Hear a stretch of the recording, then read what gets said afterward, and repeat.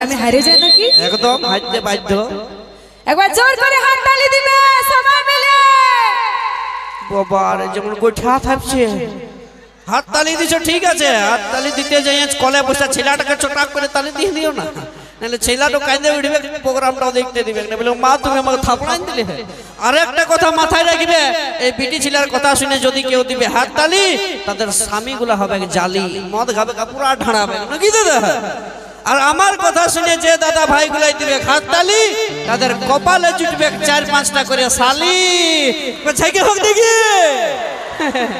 বুঝলি, তোরা যতই সাজুগুজু করে এলে সব সময় আমাদের পেছনেই তোদেরকে থাকতে হবে। না এটা তো একদম গলত বাত। গলত এটা ছেলে থেকে ব্রিটিশ লাইফ। এই দাদা পেঁদা কথা বললি কি? আমি এদিকে শুনে নাও, আমি সত্য কথা বললি না? বলে হ্যাঁ হতেই পারে নাই, কারণ দাদা ইতিহাসে সাক্ষী আছে, ওই पहाड़ जितना भी ऊंचा हो रहता है आसमान के नीचे, ওই पहाड़ जितना भी ऊंचा हो रहता है आसमान के नीचे, और आजकल की लड़की कितनी भी खूबसूरत हो रहता हमेशा लड़का लोगों के पीछे। সে তোরা পেছনেই থাকবি, বুঝেছিস?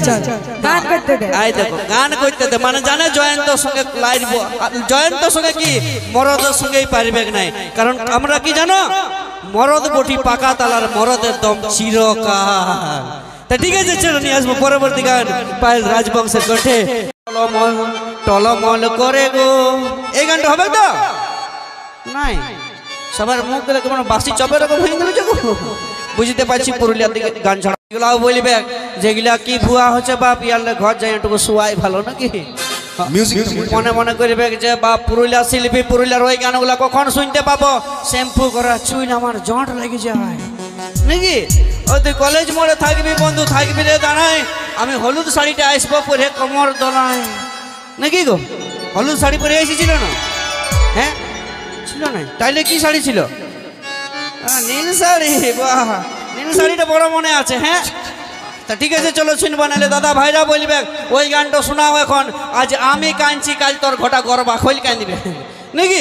তা ঠিক আছে, চলো মঞ্চে নিয়ে আসবো ডান্স। তার আগে কমিটি দাদা ভাই কিছু বলবেন আপনাদেরকে?